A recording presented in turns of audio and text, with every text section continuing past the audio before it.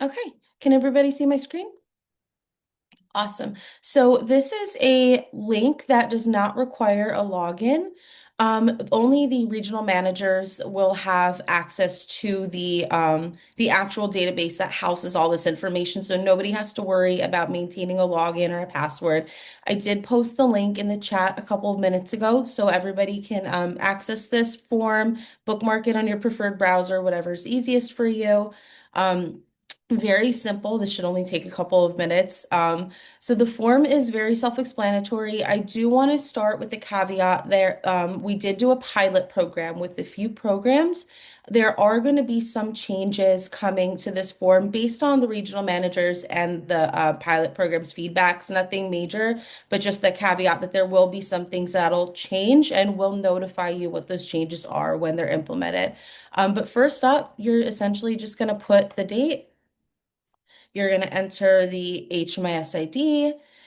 You're going to enter the client's anonymous password.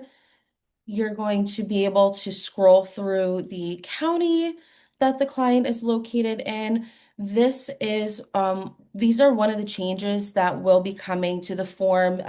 Instead of having a drop down for a first and second preferred county, you're going to have the option to select multiple or even select all. So we won't worry about that for now. We'll just fill out the form as is.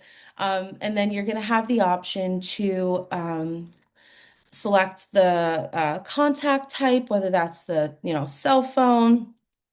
We're not sharing that. That was almost my cell phone. And then we're going to be marking whether it's safe to call the survivor, if it's safe to leave a message. We want to ask the two. Some folks will say yes to the call. Some folks will say no to the message, as we know. Let's say no to text. Let's say the client's mother is their backup phone number here. So this is where we would put all that information, client email. We want to always ensure that we're asking whether it's safe or not to, when you call the provider or email, whatever their preferred contact method is, whether it's safe to identify the agency that's providing services. So we want to document that when possible. This box here is to relay any safety concerns that the survivor may have. Maybe the aggressive partner works second shift and it's only safe to call them between 3 and 11, right?